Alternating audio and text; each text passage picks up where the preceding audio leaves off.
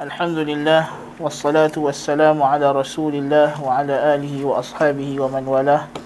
Amma ba'd. Kita telah membincangkan berkenaan dengan akidah Yahudi dan juga kitab mereka, Tanakh, yang merupakan kitab yang terpenting dalam ajaran Yahudi, di mana Tanakh merupakan kitab yang diterima oleh semua kelompok Yahudi, oleh semua kelompok Yahudi. Jadi Tanakh ni penting sebab dia mewakili Yahudi kesemuanya lah. Tidak ada Yahudi yang menolak Tanakh kecuali liberal lah, yang akan mentafsirkan Tanakh mengikut manhaj liberal macam kita tahu lah. Baik.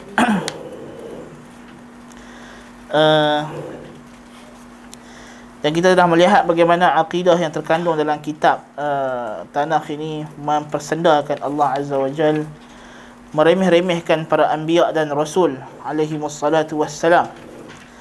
Hari ini insya-Allah kita akan melihat satu lagi kitab Yahudi yang penting, yang mana di sisi sebahagian Yahudi, terutamanya Yahudi Farisiyin ataupun Farisiyun. Farisiyun ni adalah Yahudi yang ada pada zaman Nabi Isa AS, yang menguasai Sanhedrin. Sanhedrin ni maknanya High Council of Jews lah. Maksudnya apa nama? Council tertinggi ulama-ulama Yahudi. Sebab itulah Talmud ini dikaitkan dengan dinamakan sebagai Dinul Hakamat, agama Hakamat. Hakamat ni gelaran bagi ulama Yahudi, dan dia adalah agama yang menjadi anutan kebanyakan Yahudi Ortodoks yang ada dekat negara Israel sekarang lah, dan juga Yahudi yang kita kata Farisiyun, yang dalam tradisionalnya mereka ni Farisiyun, dan sekarang ni adalah Yahudi Ortodoks lah, disebut saya Yahudi Ortodoks. Baik, apakah itu Talmud? Talmud secara mudahnya kita katakan dia adalah kitab fiqh Yahudi, ataupun dia adalah Qanunul Hakamat, undang-undang ulama-ulama Yahudi, dan ia dianggap sebagai sumber yang penting di sisi Yahudi. Jadi Talmud, dari segi asal usul Talmud ini, kalau kita melihat, dia kata di sini asal usul Talmud ini diambil daripada ajaran Al-Farisiyin. Al-Farisiyin maknanya ulama-ulama Yahudi yang ada pada zaman Isa Al-Masih itulah, yang menguasai Sanhedrin. Sanhedrin selaku the High Council of Jews, komiti tertinggi orang Yahudi, di mana mereka membuat hukum hakam yang pelbagai, dan dia diwariskan secara lisan. Yang ni asalnya Talmud ini dia dihasilkan secara lisan. Dia tidak ditulis, dia hanya diajar di madrasah midrash mereka sahaja. Okey, secara lisan turun temurun. Sehinggalah datang seorang dia punya rabai yang bernama Yahuda ataupun Yudas. Yahuda seorang ulama depa lah, yang hidup lebih kurang selepas 150 tahun daripada Masih Al-Masih. Ini 150 tahun Masihi.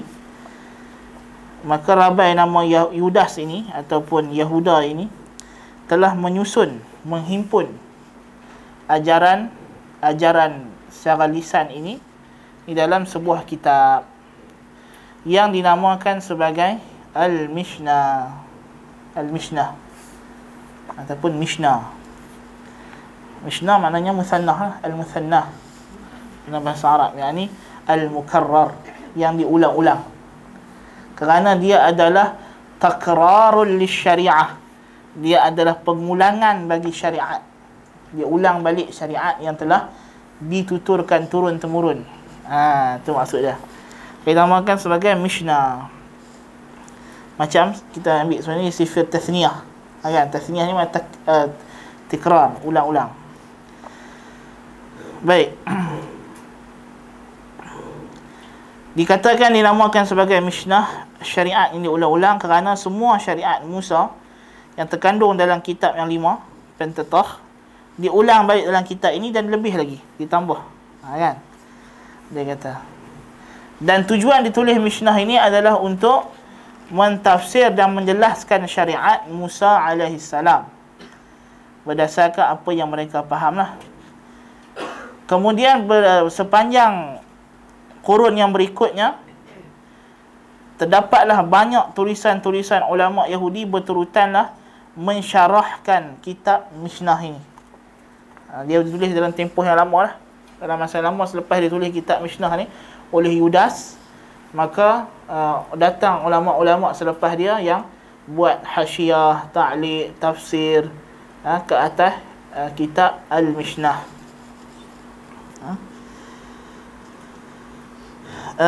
Kemudian himpunan ataupun ta'liq ini dihimpunkan dan dinamakan sebagai Jimara ataupun Ghimarah. Jimara ataupun Ghimarah, maka dinamakan Ghimarah maknanya penyempurna, al-ikmal. Himpunan Mishnah dengan Ghimarah ini dinamakan sebagai Talmud. Dia himpun dua-dua ni, matan dengan syarah dia, teks dengan dia punya syarah dia, commentaries. Ini adalah dinamakan sebagai Talmud. Jadi Talmud ni adalah himpunan dua kitab. Yang satu nama dia Mishnah, iaitulah matan, dan satu lagi adalah Ghimarah, iaitulah syarah kepada Mishnah. Dan Mishnah ni apa? Dia adalah syariat yang mereka dakwa disampaikan secara lisan oleh Musa alaihissalam kepada hakamat dan rabai-rabai Yahudi. Baik. Jadi yang dikamakan Talmud ini, dia boleh dianggap sebagai, kalau kita ambil Hindu dulu, dia seumpama kitab syariat menu lah, menu Smarty, kan?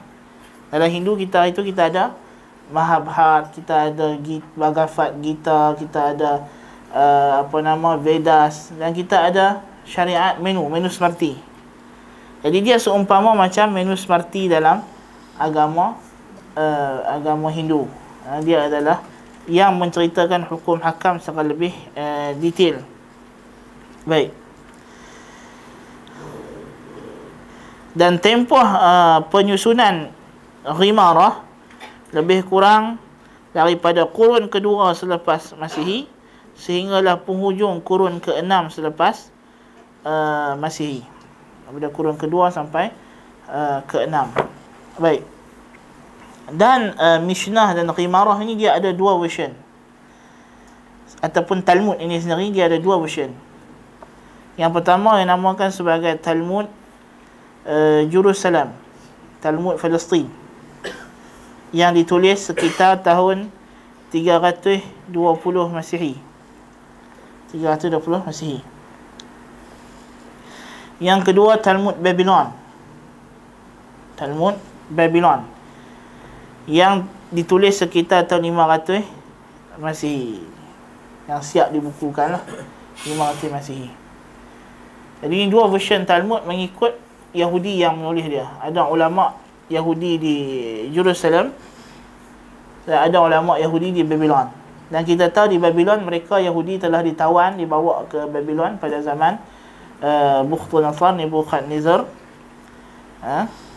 Dan mereka hanya balik ke Jerusalem setelah zaman Quraisy. Jadi maknanya mereka dah start menulis sebelum itu lagi. Diamalkan sebagai Talmud ini. Yang mu'tamad, yang dianggap mu'tamad, yang dianggap sebagai power yang lebih utama untuk diikuti, lebih utama, lebih sahih, ialah Talmud. Ya, agak Talmud apa? Babylon. Ramai orang akan ingat Jerusalem sebab Jerusalem tempat suci. Itu logik dia. Kami dulu macam tu dalam kelas. Syekh tanya, "Kalau kamu Talmud mana yang agak dia akan pakai?" Tak. Dia tak kira suci tak suci. Dia kira ulama Yahudi mana yang lebih alim. Ha? Iraq. Babylon ni Iraq. Ya. Sebab dia ulama Yahudi lama duduk di Babylon. Selepas mereka ditawan.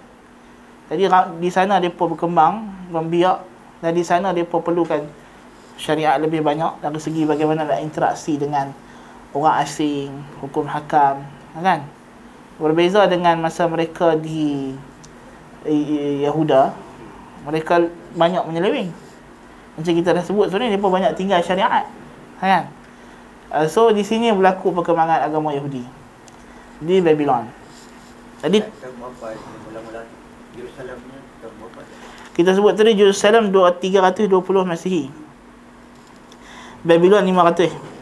Dia bukan kira tarikh mana dua tahun kemudian, tapi dari segi kekuatan syarah ataupun kekuatan ilmiah, quwwah maddah ilmiah yang ada dalam Talmud Babylon lebih kuat. Di mana kalau ikut apa nama penulis ni, dia kata lebih kurang 14 jilid.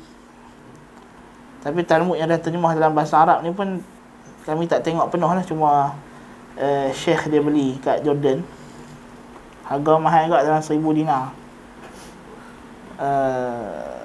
Dia kitab dia panjang-panjang je tu, macam ensiklopedia.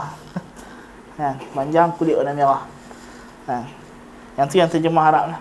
Terjemah Inggeris pun ada sana. Ya. Baca anggut-anggut Talmud ni lah. Ya. Dia perlu baca anggut-anggut. Tak, yang tu kita sebut dia membaca tanah. Talmud ni dia untuk rabai. Dia bukan untuk semua orang.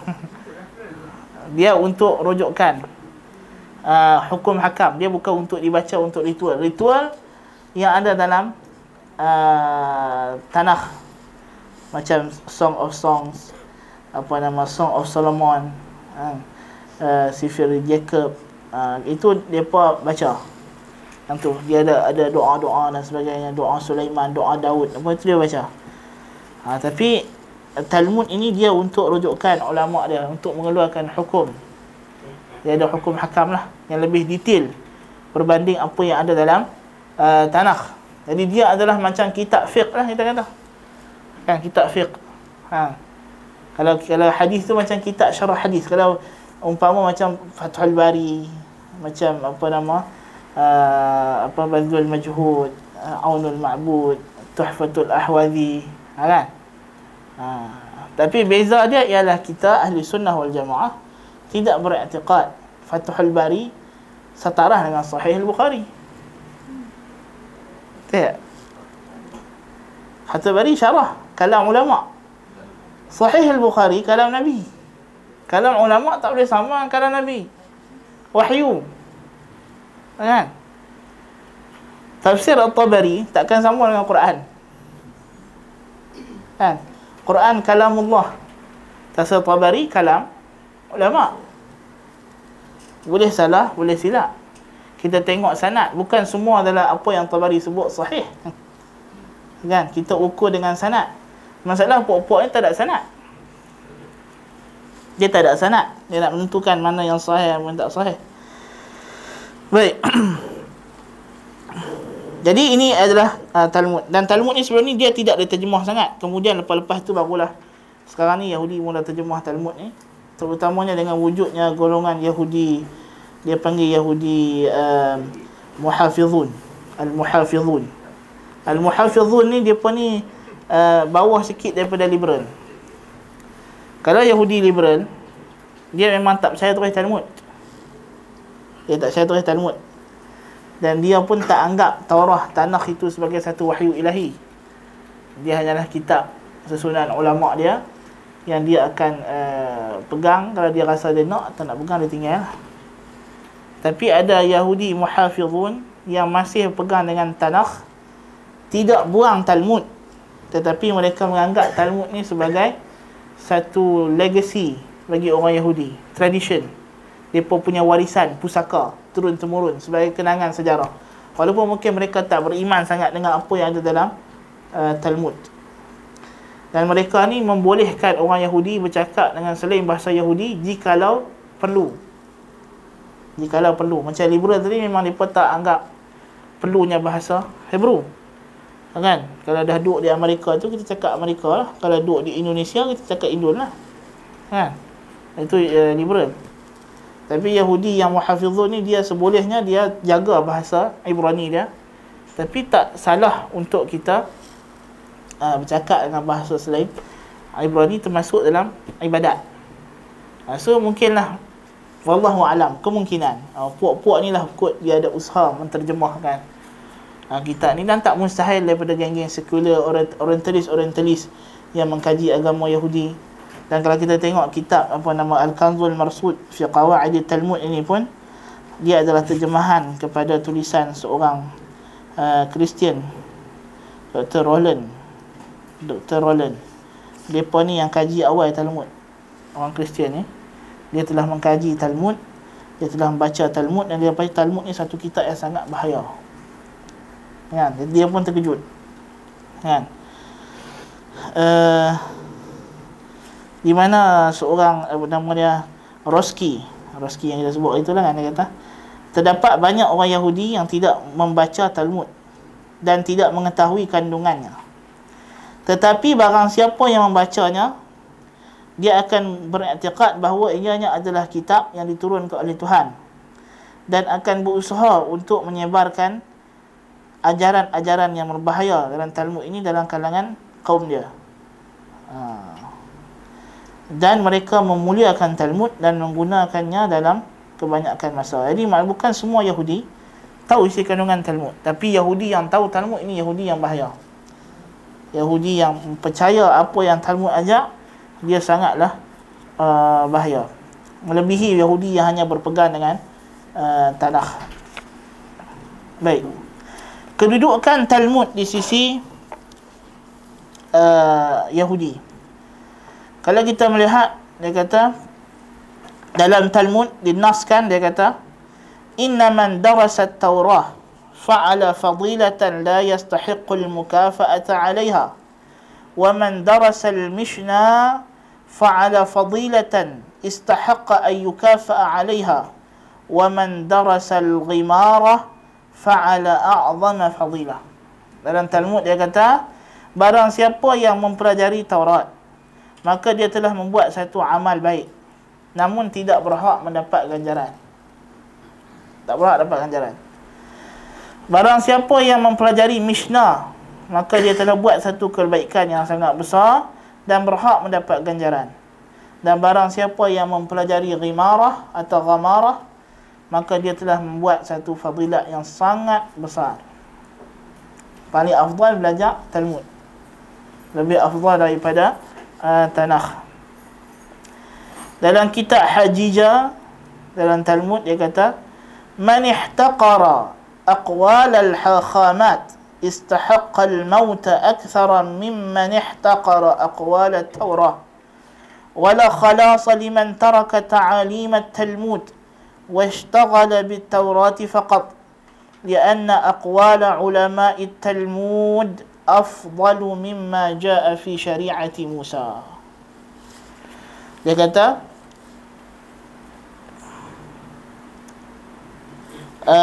barang siapa yang memperkecilkan perkataan hakhamat, maka dia berhak mati, melebihi daripada orang yang memperkecilkan perkataan Taurah, Tanakh. Tidak ada ruang orang meninggalkan ajaran Talmud dan menyibukkan dirinya dengan Taurat sahaja, kerana perkataan ulama Talmud lebih afdal daripada Taurat, syariat Musa. Ini kita nak faham kenapa Allah Ta'ala kata ittakhadhu ahbarahum wa ruhbanahum arbaban min dunillah. Sebab mereka anggap apa yang datang daripada ulama mereka dalam Talmud lebih afdal daripada daripada Taurat, daripada ajaran Musa.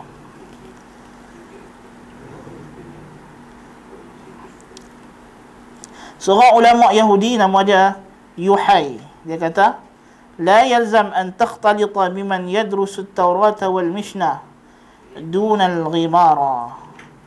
Tidak perlu kita bergaul dengan orang yang hanya belajar Taurat dan Mishnah tanpa belajar ghimarah. Ini maknanya ulama yang hanya belajar Taurat saja ni tak, dia bukan alim yang hebat. Seorang ulama Yahudi juga, Al-Hakham Ruski, yang masyhur, dia kata, iltafit ya bunayya ila aqwalil hakhamat akthar min iltifatika ila syariati Musa. Berpegang teguhlah wahai anakku kepada perkataan hakhamat, melebihi daripada pegangan kamu dengan syariat Musa. Ini peganglah ulama lebih hebat daripada kamu ikut ajaran Nabi Musa. Dalam sebuah kitab yang dikarang oleh Hakhamat Yahudi yang dikarang pada tahun 1500 Masihi, dia kata, inna man yaqra' at-Taurata bidunil Mishnah wal Ghamarah falaysa lahu ilah. Siapa yang baca Taurat sahaja tanpa Mishnah dan Ghimarah, maka dia tidak ada Tuhan. Tidak sah akidah. Akidah tak sah lah. Wa ja'a fi Talmud ma ma'nah. Dalam Talmud, yang mana maksudnya lebih kurang berbunyi, qad a'ta Allahu syari'ata ala turi Sina wa hiya at-Taurah wal Mishnah wal Ghamarah walakinahu arsala ala yadi Musa al-Kalim at-Talmud shafahiyan hatta idha hasala fima ba'du tasallutu ummatin ukhra ala al-Yahud yujadu farqun bainahum wa bain baqi al-wathaniyin وجاءت شريعة التلمود شفهية لأنها لو كتبت لضاقت عنها الأرض. Dia kata, Allah memberikan syariah di atas bukit Tur Sina kepada Musa yang merangkumi Taurat, Mishnah dan Ghimarah. Kan pelik. Dia kata Ghimarah dengan Mishnah ni karangan ulama' dia, tapi dia kata Tuhan bagi kepada Musa atas bukit Tur Sina. Tetapi dia mengutuskan pada Musa Al-Kalim Talmud secara lisan. Dia tak tulis dekat Lauhul Hijarah. Dia dakwa gitulah. Dakwaan. Kalau macam ni, kena ada sanad. Tapi tak ada sanad. Kita hadis, betul lah. Wahyu ada dua, Quran dengan hadis. Quran yang ditulis, hadis yang diriwayatkan secara syafahiyan, secara lisan. Nabi riwayat secara lisan. Tapi hadis kita ada sanad. Jadi kita tahu mana Nabi cakap, mana Nabi tak cakap. Dan tak ada satu huruf pun yang keluar daripada mulut Nabi yang tak tertulis. Setelah dikaji oleh ulama hadis, ulama hadis kata benarnya semua Nabi cakap dengan sahabat semua dah ditulis, semua adalah hadis. Tak ada tinggal satu huruf pun. Sebab dia wahyu. Dia tak mungkin tersisa, melainkan telah ditulis dengan sanad. Dan kita tahu mana yang sahih, mana yang tak sahih. Sekarang ni pun tak ada sanad. Tiba-tiba 100 tahun lepas Isa Al-Masih, Yudas ini tulis kitab Talmud, kitab Al-Mishnah. Dan dia kata, supaya apabila berlaku penguasaan umat lain ke atas orang Yahudi, maka orang Yahudi dapat membezakan diri mereka dengan umat yang lain dengan Talmud. Dan datangnya syariat Talmud ini secara lisan, kerana kalau ditulis tak cukup, akan sempitlah bumi ini, dia kata. Oh, hebat syariat Talmud ni. Kan?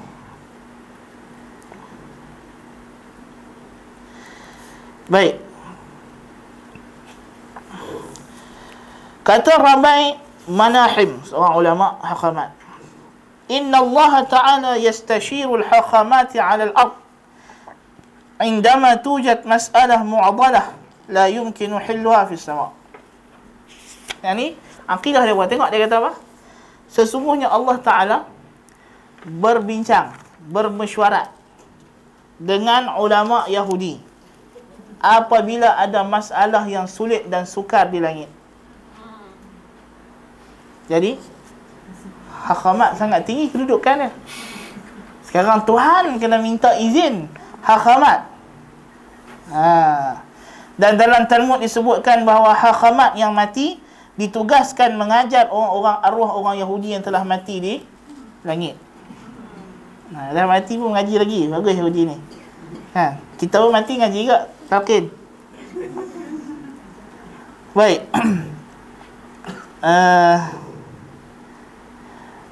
Antara lagi yang ni, kata Musa ibn Maimun. Musa memang seorang ulama Yahudi yang terkenal, masyhur dalam dunia Islam. Sebab dia seorang ahli falsafah yang kita dah sebut sebelum ni. Dia hidup di Andalus, lepas tu di Qahirah, yang wafat pada 1204 Masihi. Dan dia di antara ahli falsafah skolastik yang masyhur, yang sangat terkesan dengan ajaran Mu'tazilah. Dia kata, makhafatul hakamat hiya makhafatullah. Takut kepada ulama Yahudi adalah takut kepada Allah. Kan? Hari itulah yang Tuhan kata mereka jadikan ulama sebagai Tuhan. Kan? Benda ni kalau kita, kalau siapa teringin nak baca isi ajaran Talmud ni, dia boleh baca dalam kitab Syiah. Lebih kurang sama. Kan? Lebih kurang sama. Bahkan sama sebenarnya. Cuma ubah ayat dengan nama. Dia kata dalam Talmud juga datang, dia kata dalam Talmud dinaskan, wa man yujadil hakhamahu aw muallimahu faqad akhta wa ka'annahu jadala al-izzata al-ilahiyyah. Siapa yang berdebat dengan gurunya, maka dia telah salah, seumpama dia telah berdebat dan mempertikaikan Allah Azza wa Jalla. Hari jangan tanya untuk guru kenapa. Barang siapa bertanya kepada gurunya kenapa, tidak akan berjaya selama-lamanya. Buat kata orang Naqsyabandi. Kan? Sama lah. Mungkin dia pun ada perkongsian Talmud. Baik. Jadi ini di antara bentuk pemuliaan Talmud. Di antara dalam Talmud sendiri dia sebut, inna ta'alim al-hakamat la yumkinu naqduha wala taghyiruha walau bi amrillah. Hukum Talmud hakamat, hukum ulama Yahudi, tidak boleh dibatalkan ataupun diubah walaupun dengan perintah Allah. Tak boleh. Hukum ulama mu'tamad. Tuhan pun tak boleh ubah hukum ni. Waqad waqa'a yawman al-ikhtilaf baina al-bari ta'ala wa baina ulama'il yahud fi mas'alah. Dia kata sebab apa? Berlaku satu hari, dia kata, percanggahan pendapat antara Tuhan dengan ulama Yahudi dalam satu masalah. Fa ba'da an tala al-jidalu, selepas panjang berbicara dan berdebat, taqarrara ihalatu faslil khilaf ila ahadil hakhamatir rabiyyin. واضطر الله أن يعترف بغلطه بعد حكم الحاخام المذكور والعياذ بالله تعالى الله عما يقولون علوا كبيرا. Ini kalam kufur jelas. Dia kata apa? Selepas bincang panjang, maka diputuskan supaya keputusan diserahkan kepada salah seorang hakamat ulama Yahudi. Maka terpaksalah Allah selepas itu wal'iyadhu billah mengaku kesalahannya setelah diputuskan hukum oleh ulama tersebut. Wal'iyadhu billah.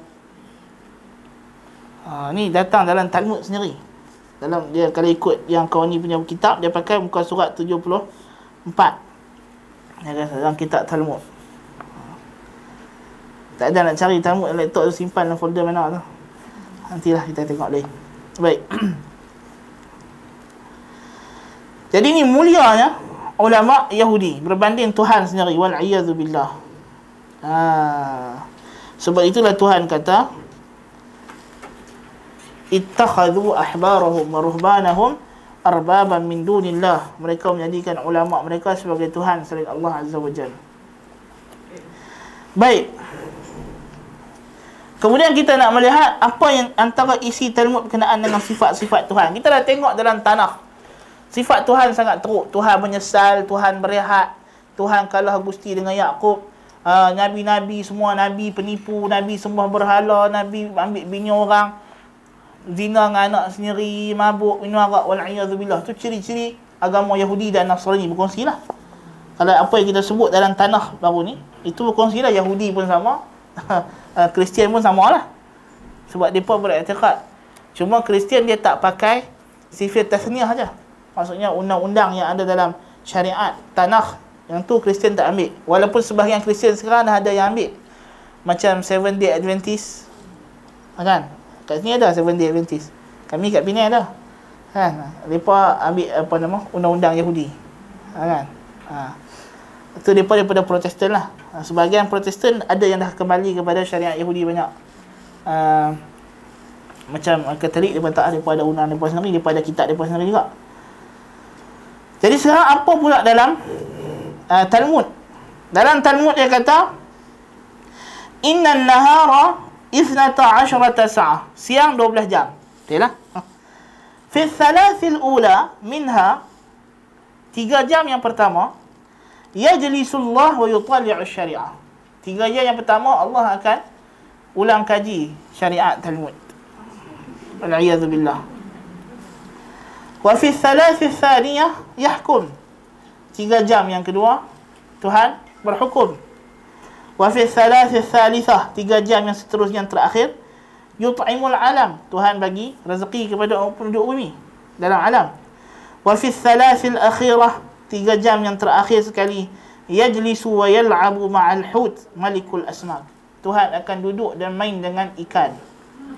Hut, raja segala ikan. Tak ikan hut. Orang Yahudi i'tiqad bumi ni duduk di atas tanduk lembu. Lembu duduk di atas badan hut, ikan. Kalau ikan tu bergerak, lembu tu bergoyang, maka berlakulah gempa bumi. Kan? Kalau baca kitab Jawi kan banyak sebut gitu. Ini dalam kitab Talmud Yahudi. Dalam Islam tak ada lagu tu. Kan? Bodoh sains. Lepas tu ni mereka duk tunjuk pandai kata mereka ahli sains. Bohong. Kan? Baik, dia kata waqala Munahim, kata ulama Yahudi nama Munahim, innahu la syughla lillahi fil lail ghaira ta'allumihi at-talmud ma'al malaikah ma'a ismudiyah malikus syayatin fi madrasatin fi sama' thumma yansarifu ismudiyah minha ba'da su'udihi ilaiha kulla yawm wal 'iyadzu billah. Teruk betul dia kata. Dia kata apa? Kerja Tuhan ni waktu malam buat apa? Tadi siang kan? Ni malam. Malam apa? Malam dia kata Tuhan ni duk belajar Talmud dengan para malaikat, ulang kaji.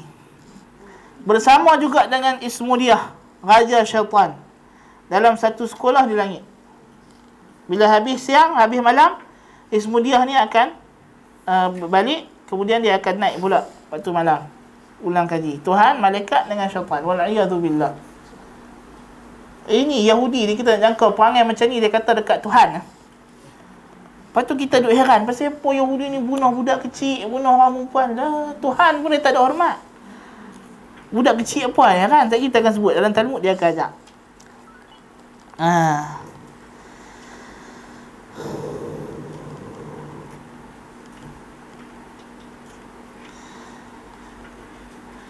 Dia kata ikan ni sangat besar, hut tadi tu besar. Kan? Mungkin masuk dalam mulut dia itu ikan sebesar 300 farsakh. Ikan 300 besar 300 farsakh berapa? 16 farsakh. Kalau kita 2 marhalah tu lebih kurang 16 farsakh. Kan? Jadi bayangkan berapa ratus kilometer tu kan. Jadi dia apa nama? Ikan besar tu dia boleh telan hut ni. Besar. Wa binisbah li hajmihi al-kabir Allahu an yuharrimahu min zawjatihi. Sebab dia sangat besar, Tuhan mengharamkan dia daripada beristeri. Ikan ni tak boleh beristeri lah. Li'annahu illam yaf'al dhalika lam tala'at ad-dunya. Sebab kalau buat macam tu, kalau ikan ni ada bini, ada batu beranak pula, dunia ni akan penuh dengan ikan-ikan ni saja.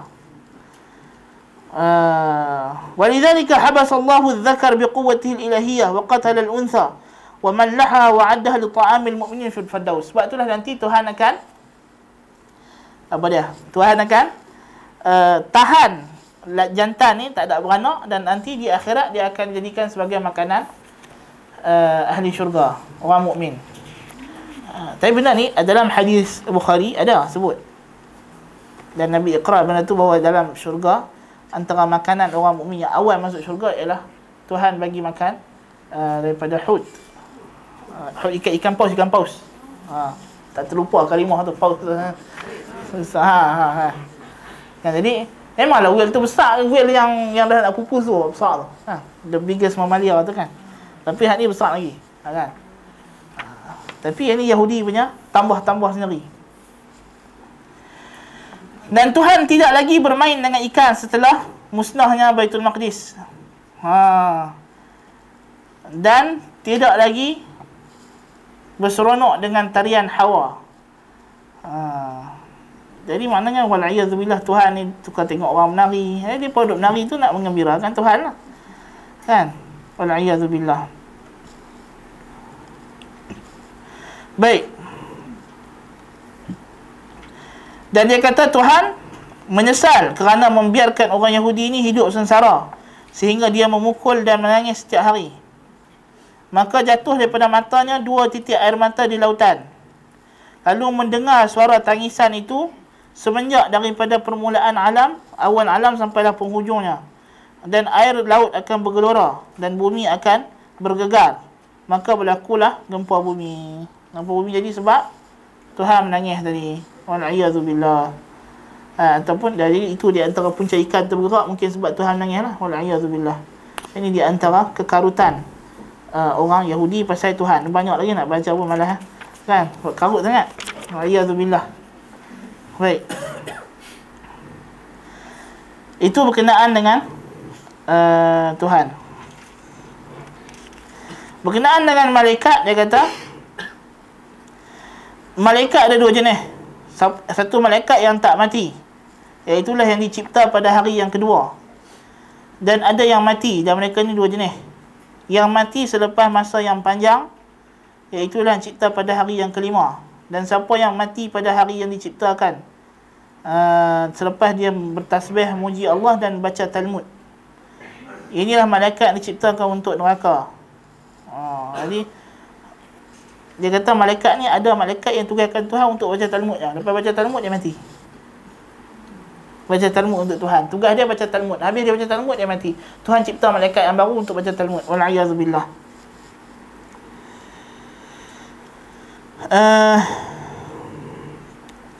Tugas-tugas malaikat macam biasa, ada malaikat yang menjaga tumbuh-tumbuhan, ada malaikat nama Jarkimo yang menjaga sejuk, dan Mikail menjaga Mikail lah menjaga neraka. Bagi dia pun Mikail jaga neraka, kita malaikat Malik, kan? Dan menumbuhkan tumbuh-tumbuhan. Bagi kita itu adalah malaikat Mikail jaga buah-buahan. Ada malaikat yang untuk tugas dia baik, tugas jahat, untuk menghantar ke kasih sayang dan sebagainya. Itu satulah. Berkata Musa ibn Maimun, al-ajramus samawiyah hiya salihul malaikah, walidhalika tarahum ya'qiluna wa yafhamun. Planet-planet di langit itu, dia kata itu adalah malaikat yang salih. Sebab itu kamu melihat mereka mengetahui dan memahami. Dia produk mukhatabah, bintang dan sebagainya. Wal'iyadzubillah.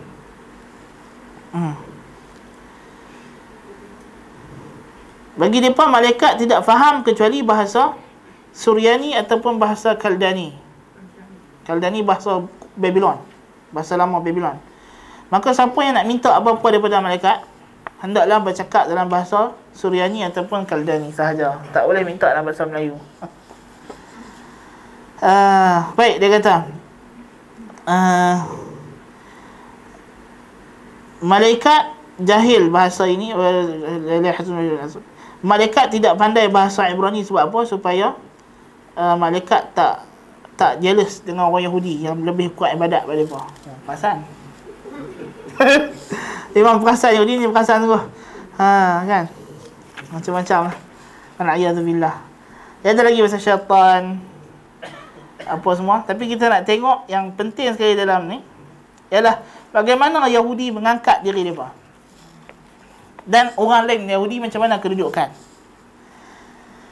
Baik, dia kata khuliqat kullu arwah fi 6 ayyam al-ula lil khaliqah wa wada'aha Allah fi al-makhzan al-umumi fi as-sama' wa yukhriju minha 'inda al-luzum ay kullama hamalat imra'ah waladan. Dia kata Allah ciptakan ruh semuanya ini dalam 6 hari yang pertama. Allah letakkan dalam satu peti, dalam tempat simpan almari. Ruh ni Tuhan cipta, Tuhan buh dalam almari.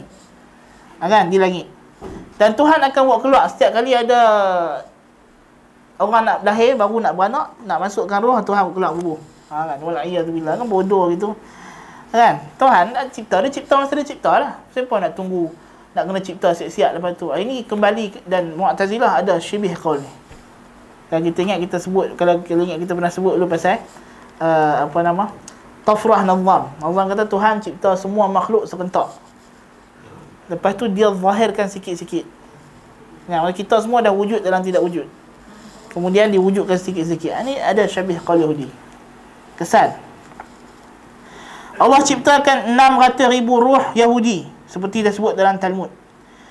Kerana setiap faqrah daripada Taurat ada 600,000 takwil. Setiap ayat daripada Taurat ada 600,000 takwil. Ni macam batiniyah daripada Islam lah. Kan setiap ayat ada takwil. Dan setiap takwil mengkhususkan satu ruh daripada ruh ini.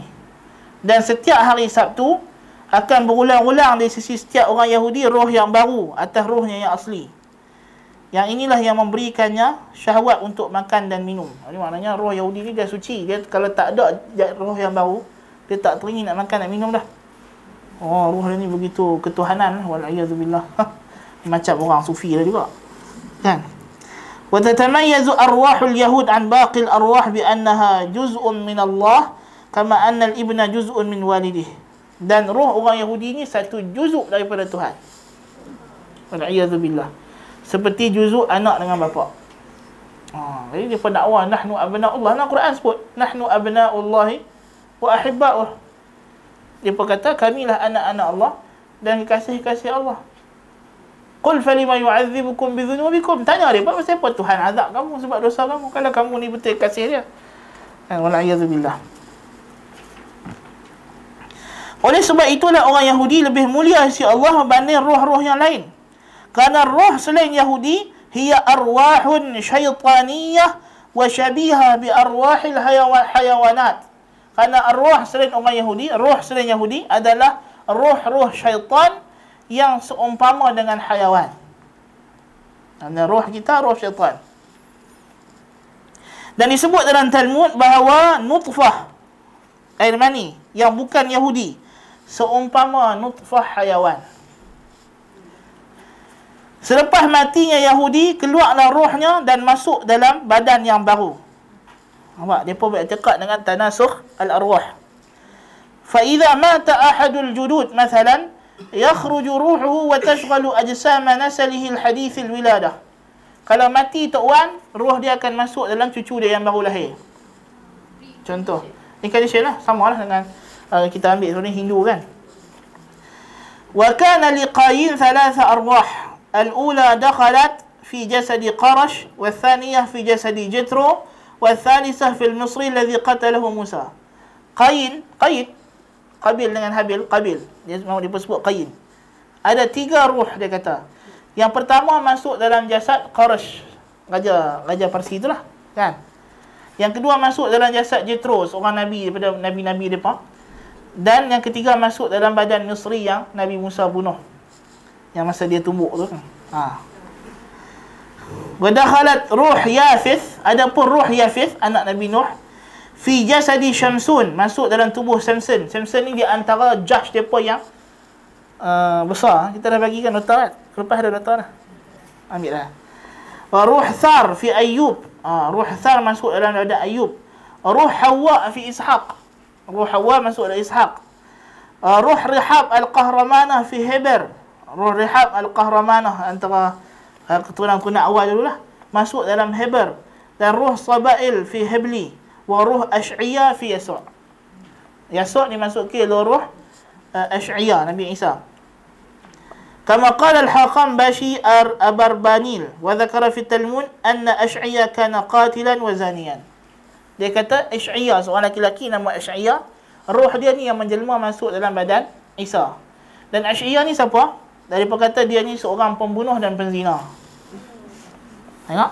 Pasal apa? Dia nak hina Nabi Isa alaihissalam.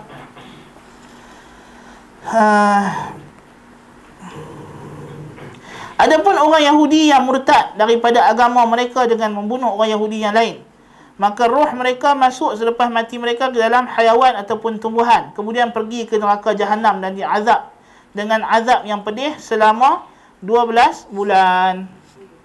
Kan? Antara sebut dah. Ini tempoh dia. Yang Tuhan abad mereka hanya diazab itu, mereka kata tempoh dia 12 bulan.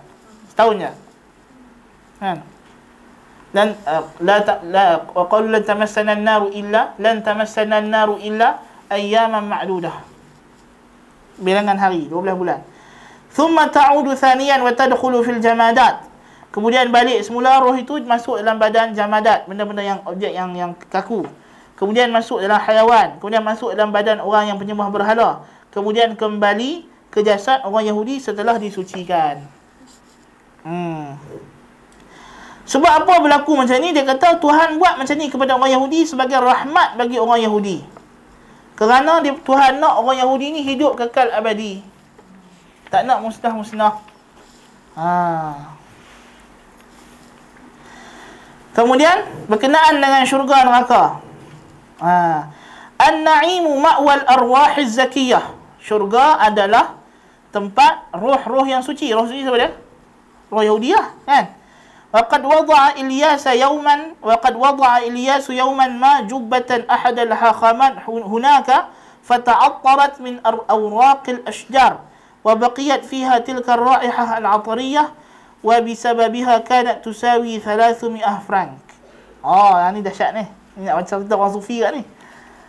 Nabi Ilyas satu hari telah meletakkan jubah salah seorang ulama Yahudi dalam syurga. Maka jubah itu sangat harum sebab tergantung dengan satu pokok syurga. Dan dia kekal pada wangi itu kekal pada baju tu sebab itulah dijual dengan harga 300 franc. Ini nak macam cerita falsafi kita kan. Makanan orang mukmin dalam syurga, makanan mereka lah, adalah daging bini hud tadilah. Yang telah dimasinkan. Ikan masin ni. Dalam syurga memang ada macam-macam kan, ikan masin apa semua, tapi pasal apa mereka seorang yang makan? Pelik betul kan? Dan diberi ke atas hidangan mereka itu daging kambing, daging lembu yang besar, kan? Macam makanan untuk mereka sajalah. Dan tidak masuk syurga kecuali Yahudi. Adapun jahim, neraka jahim adalah tempat kembalinya orang kafir dan tiada bahagian bagi mereka dalamnya kecuali tangisan kerana penuh dengan kegelapan dan nanah dan juga tanah. Dan terdapat pada setiap tempat daripadanya tambahan 6,000 kotak. Dalam setiap kotak itu terdapat 6,000 bermil kesabaran. Maksudnya dalam apa nama? Neraka itu untuk azab orang bagi orang sabar. Wal jahim awsa' minan na'im 60 marrah. Dan neraka lebih besar daripada syurga 60 kali. Kerana mereka yang li'anna alladhina la yaghsiluna siwa aydihim wa arjulihim kal muslimin walladhina la yakhdununa kal masihiyyin alladhina yuharrikuna asabi'ahum yabquna hunaka khalidin. Sebab apa neraka lebih luas daripada syurga? Kerana dia kata mereka yang hanya membasuh tangan dan kaki, yang ambil wuduk macam orang Islam, dan mereka yang tidak berkhatan macam orang Kristian, mereka inilah yang kekal di neraka. Adapun Yahudi tak kekal neraka. So neraka besar lah. Sebab orang lain betul orang masuk neraka kan. Wal'iyadzubillah. Baik.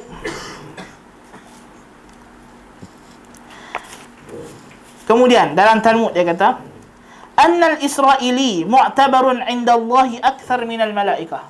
Orang Yahudi lebih mu'tabar di sisi Allah daripada malaikat. Fa idza daraba ummiyun israiliyan fa ka'annahu daraba al-'izzata al-ilahiyyah. Barang siapa yang menampar, menumbuk atau memukul orang Yahudi daripada kalangan bukan Yahudi, seolah macam dia memukul Allah. Sebab tu bila kita hantar depa bom yang tak ada meletup pun, dia balas dengan bom yang dahsyat. Sebab dah kita pergi tampak Tuhan. Dah faham tu? Kan? Wal'iyadzubillah. Idza daraba ummiyun israiliyan fal ummi yastahiqqul maut. Apabila seorang bukan Yahudi, ummi, memukul orang Israel, maka ummi itu hendaklah dihukum mati.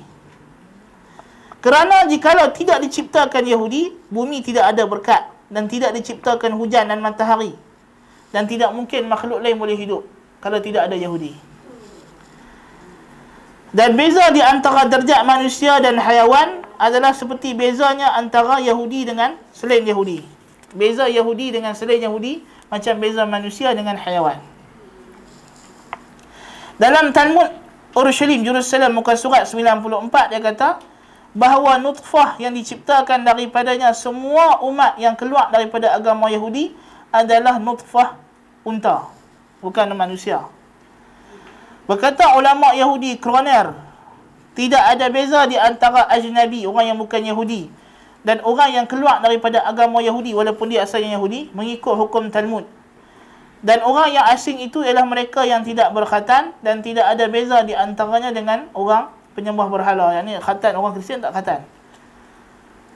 Dan datang dalam Talmud, dia kata seorang Yahudi itu bernajis apabila dia menyentuh kubur berdasarkan Taurat, kecuali kubur orang yang bukan Yahudi, kerana mereka dianggap sebagai bahaim, haiwan, bukan anak Adam.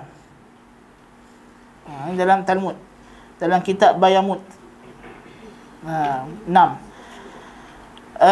Dan Talmud juga menganggap bahawa orang yang bukan Yahudi seperti anjing. Kerana dalam Sifir Khuruj, dalam Tanakh, bahawa pada hari raya yang suci, hari raya Yahudi, mereka tidak boleh memberi makan kepada orang asing dan tidak juga kepada anjing. Jadi setara orang asing dengan anjing sama. Wal'iyadzubillah. Rabai Musa ibn Nu'man, Musa bin Maimun tadi kata, tarattabatil a'yadu lakum wa laysat lil ajanib wa lil kilab. Hari raya adalah untuk kamu sahaja, orang Yahudi, bukan untuk orang asing dan bukan untuk anjing. Dalam kitab lain disebut, dia kata bahawa anjing lebih afdal daripada orang bukan Yahudi, kerana boleh bagi seorang Yahudi dalam hari raya untuk memberi makan anjing, tapi tak boleh bagi makan orang yang asing. Maksudnya walaupun anjing tak boleh bagi makan, tapi kalau dia bagi makan tak apa. Tapi orang asing kalau dia bagi makan, hari raya dia rosak. Dan tidak boleh bagi kepada orang bukan Yahudi ini daging, bahkan hanya boleh diberi kepada anjing, kerana anjing lebih afdal. Berkata ulama Yahudi Abarbanil, dia kata Asy-Sya'bul Mukhtar, bangsa yang terpilih, yakni Yahudi, sahaja yang berhak hidup sekal abadi. Adapun selain mereka, maka mereka itu seperti himar, seperti keldai. Dan tidak ada persaudaraan di antara umat yang bukan Yahudi, kerana mereka seperti himar, dan dianggap Yahudi itu wa yu'tabar al-yahud buyut baqil umam nadhir zaraib lil hayawanat. Yahudi itu seperti, dibandingkan dengan orang yang bukan Yahudi, seperti manusia dengan haiwan lah. Orang itu.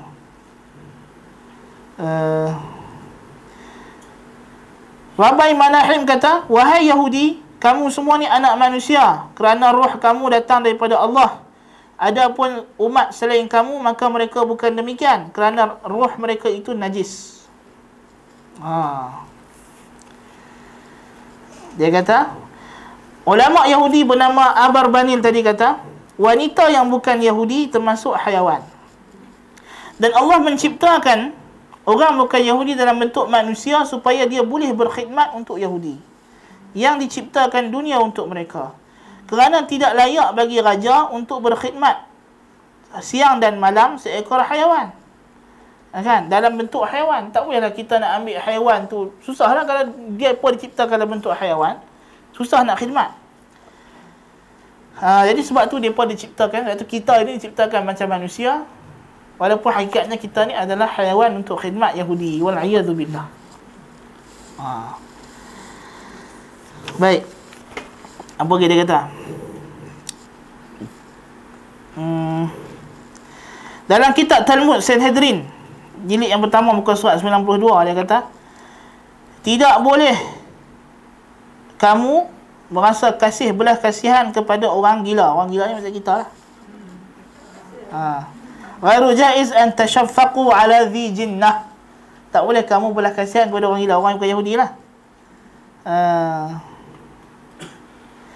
Tidak patut, kata ulama depa Rabai Jerson, tidak patut bagi orang Yahudi yang salih untuk belas kasihan kepada orang yang jahat. Ini orang yang bukan Yahudi. Tak boleh belas kasihan. Berkata Abarbanil, ulama depa juga, tidak patut, tidak wajar untuk manusia, yang ini Yahudi lah, berbelas kasihan kepada musuh mereka dan merahmati mereka. Kita dalam Islam, Masya Allah, Walaupun kita disuruh membenci kekafiran dan orang kafir, tapi kita disuruh berlaku adil. Allah kata dalam ayat surah Maidah, wala yajrimannakum syana'anu qaumin ala alla ta'dilu i'dilu huwa aqrabu littaqwa. Jangan disebabkan kebencian, musuhan kamu antara satu dengan orang lain, kamu berlaku tidak adil. Berlaku adil lah, kerana itulah taqwa.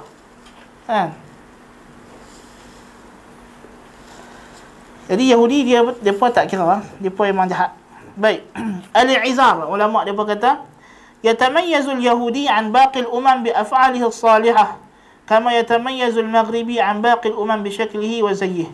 Orang Yahudi berbeza dengan orang bukan Yahudi dengan amal-amal yang soleh. Soleh tu bunuh orang apa semua. Kan?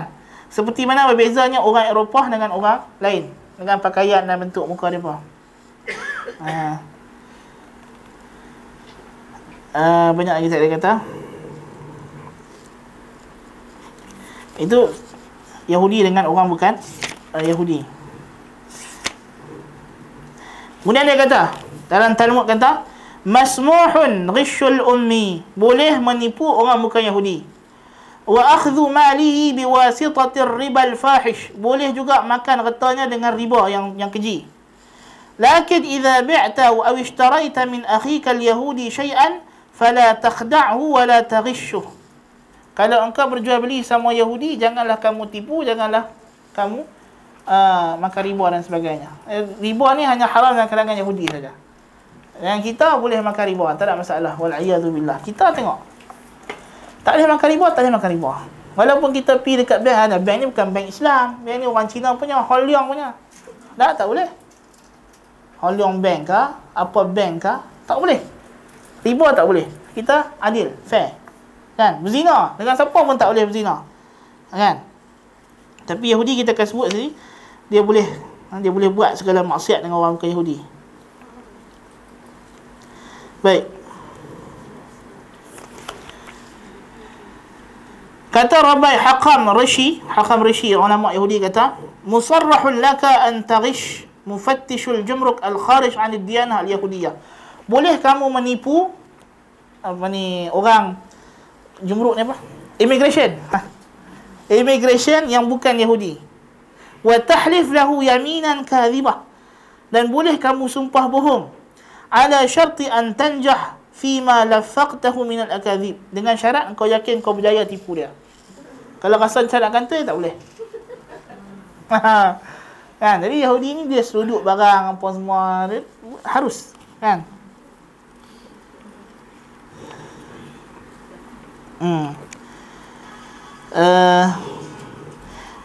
Dalam Talmud juga disebut seorang ulama Rabai Yahudi namanya Samuel berpendapat bahawa mencuri harta orang yang bukan Yahudi adalah harus, dan dia telah membeli untuk dirinya sendiri daripada orang bukan Yahudi satu bekas emas yang mana disangka oleh orang bukan Yahudi itu sebagai nuhasan apa dia? Nuhas tembaga. Dia orang tu orang tak erti, tak cerdik, orang yang bukan Yahudi ni. Dia ingat tembaga daripada tu emas, dia tahu ni emas. Yahudi dengan emas ni dia terus tengok, dia tahu dah emas. Sebab dia ni kat Yahudi kalau nampak emas tu macam orang lapak nampak spaghetti tu. Kan? Kan? Macam orang yang macam kita tengok apa ni, kek coklat moist ke apa kan. Dia tak boleh, sebab itu hukuman Tuhan pada dia. Allah Ta'ala hukum dia bahawa usyribu fi qulubihimul ajl. Disumbat dalam hati mereka cinta kepada patung emas anak lembu. Wal'iyadzubillah. Itu dalam Quran sendiri. Memang Yahudi dengan emas dia jadi gila. Dafa'a thamanaha 4 dirham faqat.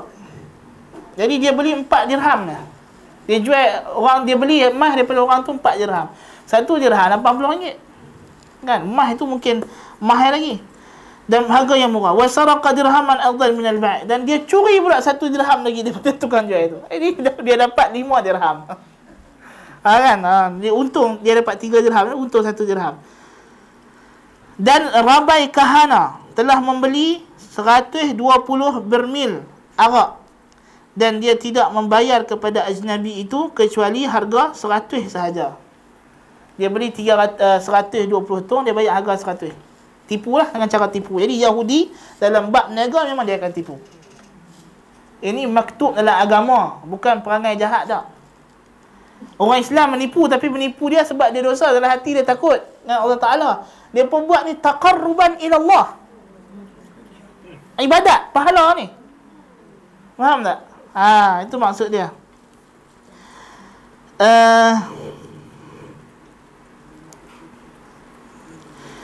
Berkata Rabai Barniz dalam kitab dia, dalam satu kitab dia kata, semua orang Yahudi akan berhimpun setiap minggu selepas mereka menipu orang Nasrani. Dan mereka semua akan berbangga-bangga dengan apa yang mereka buat. Kemudian mereka akan menutup majlis mereka. Dia kata, kita perlu mencabut hati orang-orang Nasrani daripada badan mereka, dan kita membunuh orang yang afdal di antara mereka. Orang Nasrani pun dia benci orang Islam lagi lah. Jangan dibicara lah. Kan? Dalam Talmud kata, Inna Allah la yaghfiru dhamman li yahudiyyin yaruddu lil ummi ma lahu al mafqud. Allah tidak ampunkan dosa orang Yahudi yang memulangkan balik barang orang bukan Yahudi yang hilang. Setara dosa syirik. Kalau dia bagi balik kereta, dia jumpa barang kita di tengah jalan kan, dia bagi balik. Ini dosa dari si Yahudi dalam Talmud kata setara dengan syirik. Tuhan tak ampun dosa ni. Wa ghairu jaizin raddul asya' al-mafqudah min al-ajanib. Tidak boleh memulangkan balik barang yang hilang daripada orang-orang asing.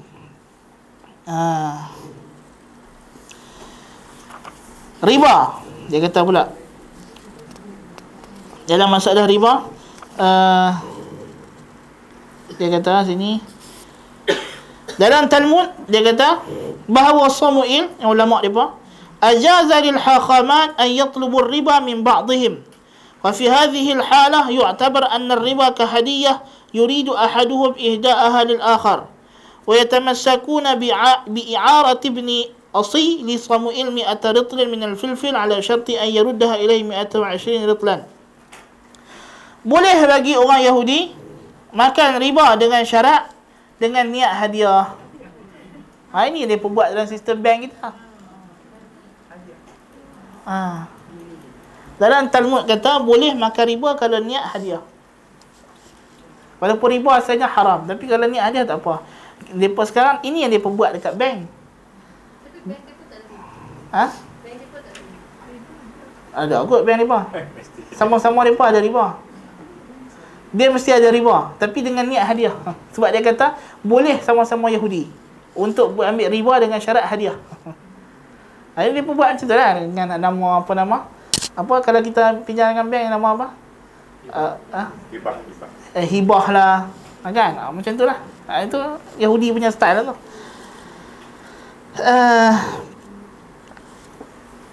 Dia kata dalam Talmud juga kata tidak boleh bagi Yahudi ghairu musarrah lil Yahudi ay yuqrid al ajnabi illa bir riba. Tidak boleh seorang Yahudi memberi pinjam kepada bukan Yahudi kecuali ambil riba.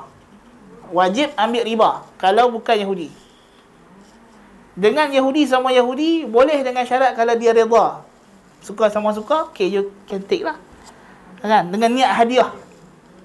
Tapi kalau bukan Yahudi, ni wajib ambil riba. Ni dalam Talmud kata. Baik.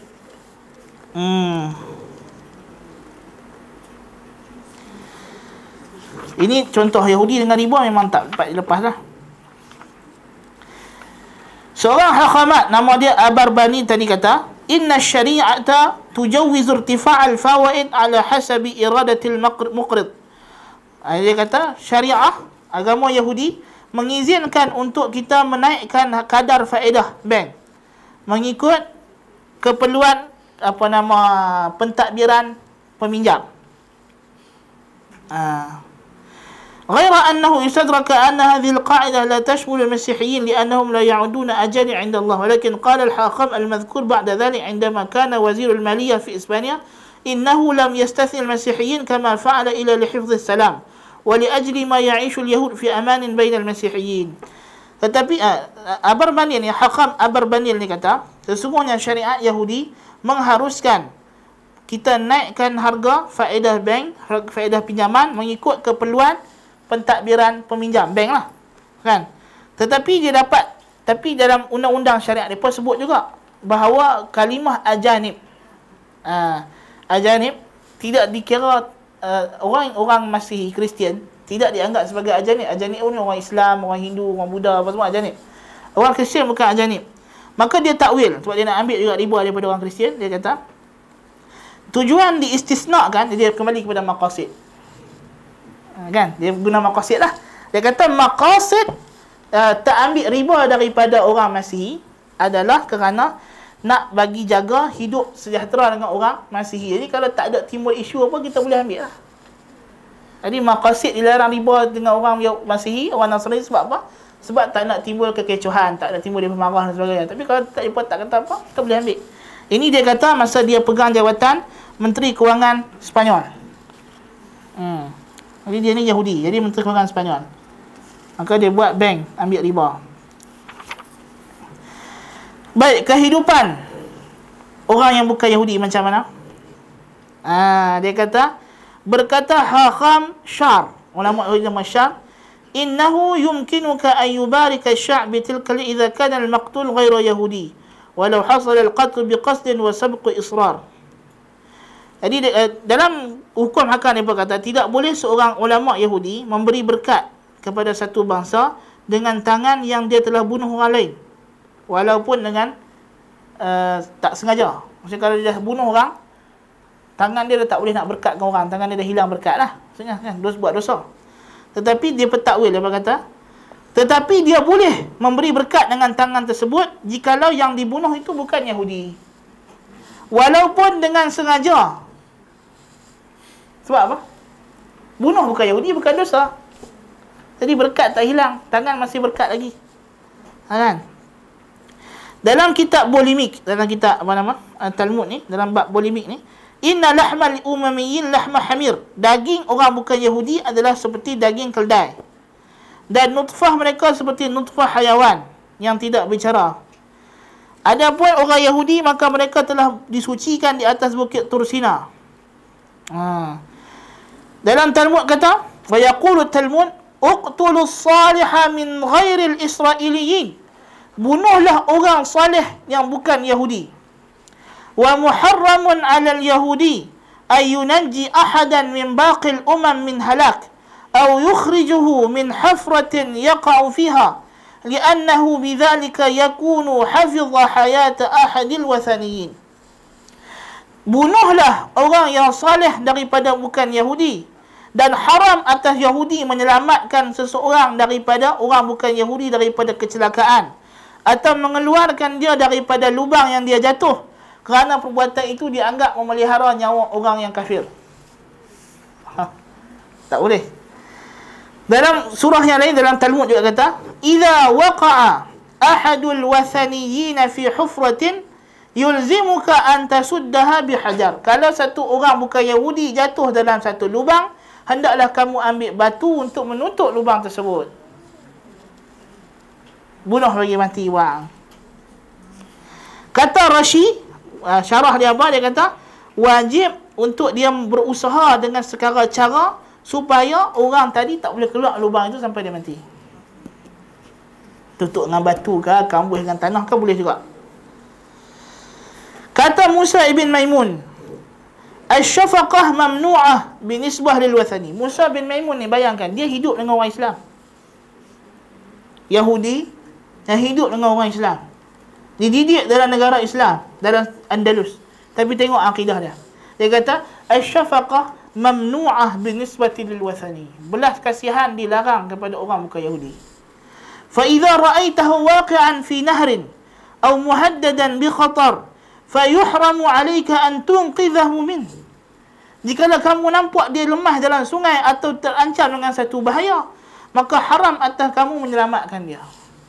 Lianna as-sab'ata syu'ub alladhina kanu fi ardi Kan'an al-muradu qatluhum min al-yahud lam yuqtalu an akhirihim bal haraba ba'dhum wa ikhtalata bi baqi umamil ard. Kerana 7 umat yang disuruh oleh orang Yahudi untuk memerangi mereka di bumi Kan'an telah lari, tidak dapat dibunuh semua. Mereka bercampur dengan umat-umat yang lain. Hanya umat Yahudi saja yang suci keturunan mereka. Yang lain semua dah bercampur dengan bangsa-bangsa yang Tuhan murka kononnya lah. Wal'iyadzubillah. Jadi sebab tu kena bunuh. Oleh itu kata Musa bin Maimun, innahu yalzam qatlul ajnabi. Sesungguhnya perlu membunuh orang bukan Yahudi.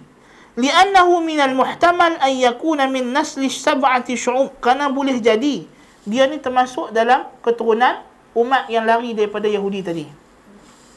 Wa 'alal yahudi an yaqtula man tamakkana min qatlih. Dan atas Yahudi wajib membunuh siapa sahaja yang dia boleh bunuh. Fa illam yaf'al dhalika yukhalifu asy-syar'. Kalau dia tak buat begitu maka dia telah menyalahi syariat. Syariat hakamat. Hadha wa man yunkir syai'an min al-i'tiqadat al-yahudiyyah yu'tabar annahu kafir. Siapa yang ingkar apa-apa syariat Yahudi maka dia kafir. Yani kalau dia tak mau bunuh dia kafir. Dia kena bunuh. Wa min talamizati al-filasuf Abi Gur wa yalzam bughduhu wa ihtiqaruhu wa ihlakuhu li'annahu ja'a fil kutub kaifa la ubghid ya ilahi man yubghidu. Dia kata siapa yang ingkar ni dianggap telah kafir. Jadi wajib kita benci dia. Dan kerana kita benci orang yang benci Tuhan. Orang benci Tuhan Israel ni kita kena benci. Wal'iyazbillah.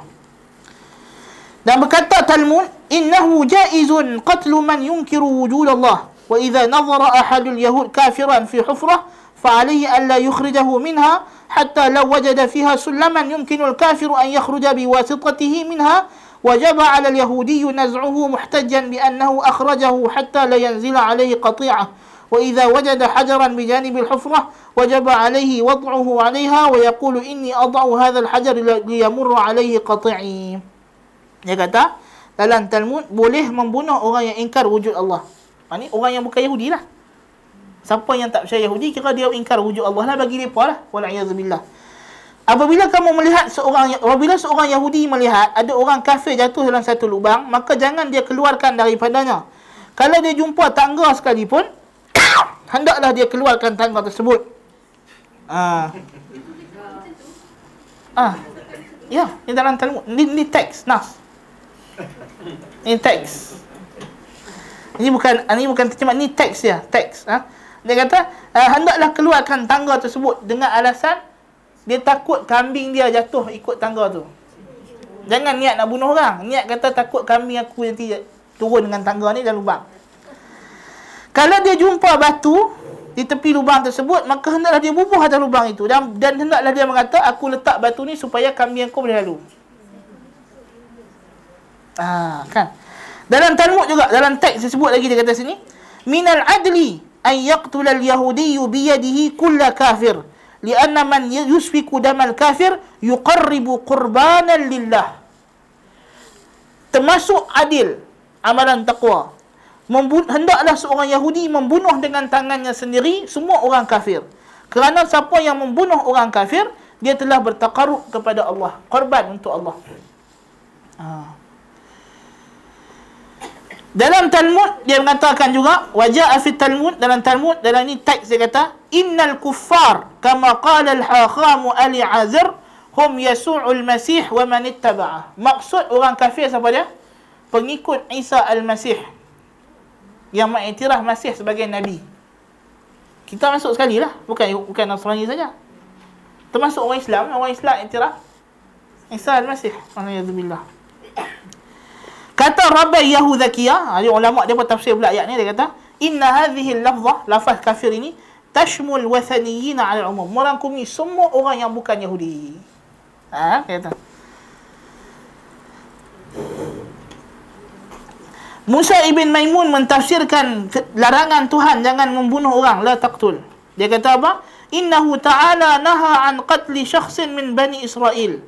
Yang dilarang bunuh di sini adalah Bani Israel sahaja. Bukan semua orang. Wal'iyadzubillah. Jadi di antara bentuk ajaran Yahudi berkenaan dengan diri mereka dan sikap mereka terhadap selain Yahudi yang penuh dengan keganasan, violent dan brutality. Dan tentulah agama Yahudi adalah agama yang paling jelas mengajar terorisme kepada pengikut dia, selain daripada agama Syiah dan agama Khawarij. Yahudi memang jelas Dan kita pun ambil sebelum ni juga dalam agama Sikh pun ada unsur tersebut, di mana seorang Sikh perlu bunuh orang Muslim sebelum dia mati untuk mencapai syurga yang tinggi. Dan agama-agama lain ada unsur-unsur keganasan ni ada. Bukan tak ada. Dalam agama Kristian pun kita tengok, dalam agama Buddha pun kita nampak ada keganasan-keganasan. Islam sahaja agama yang betul-betul mengajar umat dia rahmat dengan orang. Termasuk orang kafir, termasuk orang kafir harbi. Bayangkan. Bukan kafir zimmi saja, bukan kafir muahad saja, bukan mustakmal saja. Kafir harbi. Kita tak boleh bunuh orang suka-suka hati. Walaupun dia harbi dalam perang. Tak boleh bunuh wanita, tak boleh bunuh kanak-kanak, orang tua, padri dibiara. Rabai dan hakamat yang jahat ni yang duduk dalam rumah mereka kita tak bunuh. Yang tak join perang, yang tak bagi idea, kita tak bunuh mereka. Yang boleh dibunuh adalah tentera yang ada dalam medan perang sahaja. Bayangkan dalam Islam. Jangan kata bunuh orang. Pokok pun tak boleh potong suka-suka hati. Kan? Nabi kata la taqta'u syajara. Jangan potong pokok kalau tak perlu, tak boleh potong. Adab perang dalam Islam. Islam ketika dia berperang bawa rahmat. Sebab tu Islam bila berlaku futuhat, orang Islam membina tamadun. Betul tak? Setiap negara yang Islam serang akhirnya menjadi negara yang lebih maju lagi, lebih hebat lagi, lebih advance lagi. Kita tengok kisah Andalus. Orang Islam masuk ke dalam kawasan barbar Maghrib. Maghribi ni lah ni kawasan Maghribi ni dulu ni. Dia ni kawasan orang barbar tu barbar. Berbers ni. Pasal apa orang Arab kata mereka ni barbar? Sebab mereka cakap bahasa tak faham. Dia barbar gitu. Kan gitu. Tu panggil barbar. Maksudnya mereka ni orang yang tak ada tamadun. Duduk dalam gunung ganang, padang pasir. Masuk Islam dalam Maghribi di tangan Musa ibn Nusair. Dalam tempoh yang singkat telah lahir siapa? Tariq ibn Ziyad, panglima yang memimpin umat Islam pergi bawa Islam ke Andalus. Tariq ibn Ziyad bukan orang Arab, dia orang barbar. Barbar. Kita kalau kita mengaji bahasa Arab, belajar Nahu kan? Kalau orang mengaji Nahu, dia akan start dengan kitab nama dia Matan Al-Ajrumiyah. Penulis Ajrumiyah ni orang barbar, bukan orang Arab. Ya. Tamadun, Islam bawa tamadun. Bayangkan Mongol, bangsa yang tak apa-apa, yang ganah itu, datang ke Islam, serang, asalnya nak serang Islam, akhirnya masuk Islam, dan dia pun membina kerajaan Islam yang hebat di India. Kan? Siapa tak kenal Shah Jahan, siapa tak kenal Mumtaz Mahal dan Taj Mahal. Walaupun perbuatannya mukhalif dengan syariah. Kalau bina kubur tak boleh. Tapi nak kata dia ada kerajaan yang hebat. Kan? Siapa tak kenal Aurangzeb yang telah berperang dengan orang Sikh tu. Kerajaan yang hebat dia berbina tamadun. Kan? Jadi kalau ini Islam punya rahmat Islam banding dengan Yahudi. Sebab tu orang Yahudi ni tak pernah maju bangsa dia. Benci dengan orang tak tentu hala. Benci kerana orang tu bukan Yahudi. Kita Islam disuruh benci, tapi kita disuruh buat baik dengan orang. Kan? Kita disuruh bagi sedekah kepada orang walaupun bukan Islam. Kita disuruh duit zakat. Bayangkan duit zakat dimasukkan dalam asnaf zakat al-muallaf. Wal muallafati qulubuhum. Muallaf ni dia bukan mesti masuk Islam. Sebelum dia masuk Islam pun boleh bagi dah. Kan? Bila dia dah nampak kecenderungan untuk masuk Islam, itu dia namakan muallaf juga. Betul, muallaf ni bukan baru masuk Islam dah. Hak yang dekat-dekat nak masuk Islam tu pun dah namakan muallaf dah. Dan layak dapat zakat dah. Bayangkan. Kan? Bila dia start datang untuk belajar Islam, nampak minat Islam, kerajaan Islam dah boleh bagi duit zakat pada dia. Bayangkan. Ni Yahudi yang kata bagi duit, lampas duit orang ni dah. Makan riba pada kita lagi ada. Lepas tu kita pun seronok dia ikut dia. Kan? Ini masalah Yahudi. Lepas tu kalau kita tengok ISIS, Daesh tu, ini bukan orang Islam, ni Yahudi. Garanti Yahudi. Kan? Yang dia buat tu semua ajaran Yahudi. Garanti Daesh ni garanti Yahudi. Syiah ni garanti Yahudi. Kan? Apa ni buat pada ahli sunnah di Fallujah, apa yang Daesh buat pada orang Islam, pada orang Kristian, Garanti mereka ni adalah sebenarnya Yahudi yang menyamar. Wal'iyadzubillah. Ini adalah akidah ajaran Yahudi yang rasikh. Walaupun bukan semua Yahudi percaya Talmud, tapi Yahudi-Yahudi yang besar seperti Ortodok yang banyak tersebar di kerajaan Israel sekarang adalah Yahudi Ortodok. Dan mereka ni beriman penuh dengan Talmud. Yang dinamakan sebagai syariatul hakamat, agama ulama-ulama Yahudi. Wal'iyadzubillah. Wallahu ta'ala alam bis-shawab. Ada soalan?